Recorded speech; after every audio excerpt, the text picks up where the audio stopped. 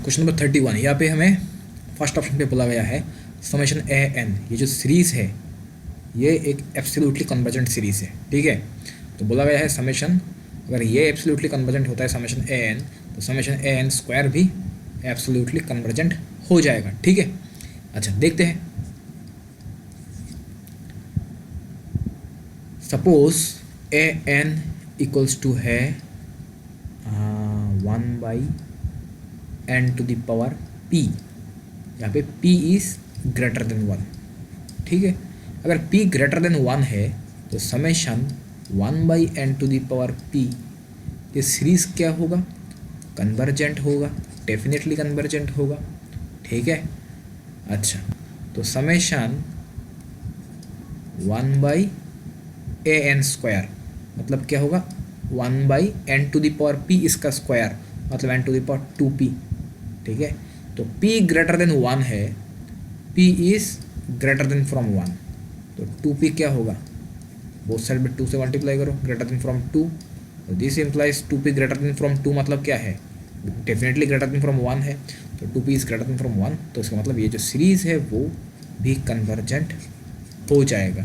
तो first option is correct, ठीक है।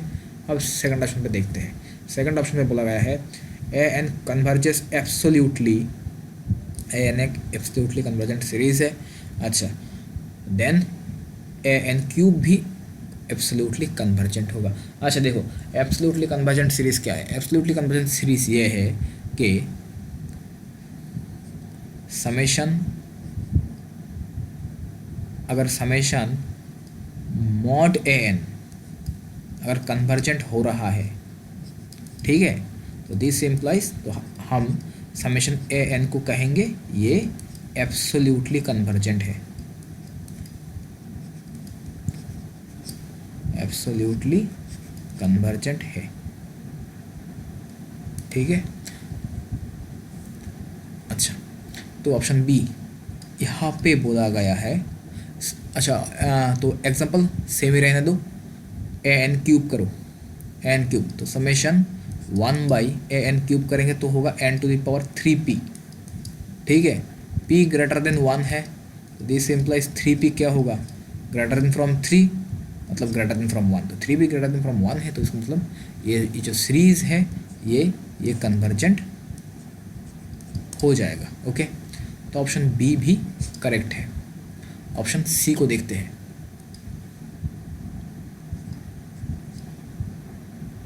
बोला गया है summation a n is convergent, तो समेशन ए एन स्क्वायर भी कन्वर्जेंट होगा, समेशन ए एन कन्वर्जेंट है, ठीक है। यहाँ पे एब्सोल्युटली नहीं बोला गया है, तो मैं एक काम करता हूँ, यहाँ पे ऐसा एक सीरीज़ चूज़ करता हूँ -1/n/n, ये जो सीरीज़ है ये एब्सोल्युटली कन्वर्जेंट नहीं होगा, ये कंडीशनली कन्वर्जेंट होगा। मतलब ये जो देखो, ये जो सीरीज़ है वो एक अल्टरनेटिंग सीरीज़ है एंड मोनोटोनिकली डिक्रीजिंग सीरीज़ है। जब n टेंड्स टू इन्फिनिटी करोगे ये 0 पे टेंड करेगा, तो इसका मतलब ये जो सीरीज़ है वो कन्वर्जेंट तो हो जाएगा, हाँ, लेकिन इसका ये एब्सोल्युटली कन्वर्जेंट नहीं हुआ, क्योंकि यहाँ पे समेशन मॉड एन क्या होगा, इसका मॉड्यूलस फाइंड करोगे तो क्या होगा, this equals to summation 1/n, क्या 1/n कन्वर्जेंट होगा, नहीं, ये कन्वर्जेंट नहीं होगा, n के पावर क्या है 1 है, p इक्वल्स टू 1 के लिए ये सीरीज़ क्या होगा, डाइवर्जेंट होगा, ठीक है। अगर p लेस इक्वल्स टू 1 होता है तो ये सीरीज़ डाइवर्जेंट बन जाता है, तो इसका मतलब ये एब्सोल्युटली कन्वर्जेंट नहीं है, ये कंडीशनली कन्वर्जेंट है, ठीक है। अच्छा तो ये हमें देखने की ज़रूरत नहीं है, ये देखने की कोई ज़रूरत नहीं है, हमें देखना है समेशन ए एन स्क्वायर क्या होगा, तो समेशन ए एन का स्क्वायर करोगे, -1 का स्क्वायर करोगे तो होगा 1/n स्क्वायर करोगे तो होगा n स्क्वायर, ठीक है। अच्छा लेकिन ये सीरीज़ तो कन्वर्जेंट हो रहा है, तो जो एग्जांपल है उसे मैं थोड़ा चेंज कर देता हूँ, एग्जांपल को थोड़ा चेंज कर देता हूँ, √n ले लेते हैं, ठीक है। तो ए एन का स्क्वायर करोगे -1 का स्क्वायर करोगे तो होगा 1, √n का स्क्वायर करोगे तो क्या होगा n, तो 1/n। ये सीरीज़ क्या होगा, ये डाइवर्जेंट हो जाएगा क्योंकि n के पावर क्या है 1, ये p = 1 है, p < 1 के लिए सीरीज़ कन्वर्जेंट हो जाता है।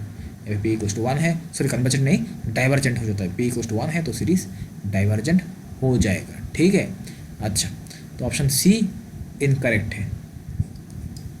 अब देखते हैं ऑप्शन डी को।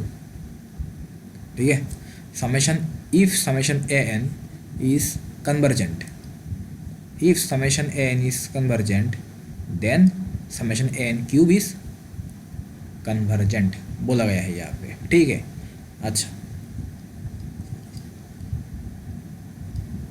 सपोज an इक्वल्स टू है -1n बाई n⁻1/3।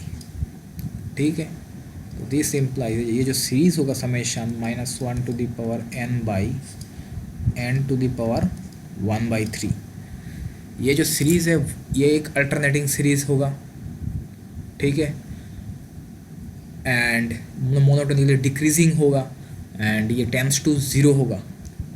तो इसका मतलब एन जो सीक्वेंस है वो monotonically decreasing alternating and tends to 0 होगा at n tends to infinity पे। तो इसका मतलब ये जो सीरीज़ है वो कन्वर्जेंट होगा। ठीक है, अच्छा अब क्या करना है, इसका क्यूब फाइंड करना है। ठीक है,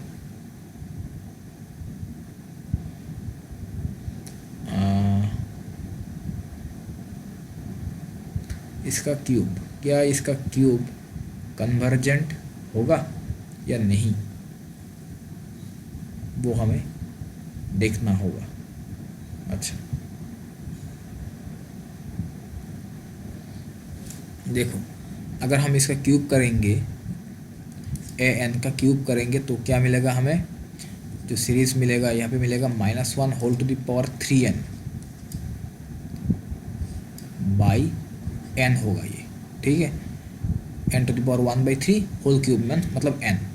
अच्छा -1 का पावर क्यूब है तो क्या होगा, ये -1 हो जाएगा तो -1^n बाई n। ये जो सीरीज़ है एक अल्टरनेटिंग सीरीज़ है, मोनोटोनिकली डिक्रीजिंग है, कन्वर्जेंट है, सॉरी मोनोटोनिकली डिक्रीजिंग है एंड टेंड्स टू 0 है। ये सीक्वेंस an, तो इसका मतलब ये सीरीज़ है वो कन्वर्जेंट बन जाएगा। ठीक है, अच्छा तो ऑप्शन डी करेक्ट होगा। ठीक है, देखो an जो है वो an जो सीरीज़ है, अगर इसे आप एब्सोल्युटली कन्वर्जेंट चूज़ करते हो, ठीक है, अगर आप इसे एब्सोल्युटली कन्वर्जेंट चूज़ करते हो तो an³ भी डेफिनेटली एब्सोल्युटली कन्वर्जेंट ही हो जाएगा। लेकिन अगर आप an को कंडीशनली कन्वर्जेंट चूज़ करते हो, जैसे कि मैंने यहाँ पे चूज़ किया, ठीक है, तो n का क्यूब करोगे तो ये भी कंडीशनली कन्वर्जेंट होगा क्योंकि क्यूब कर रहे हो, पावर 3 है, ऑड है, तो -1 यहाँ पे रह जाएगा। तो ये सीरीज जो है ये भी कंडीशनली कन्वर्जेंट हो जाएगा। तो option D is also correct. Okay.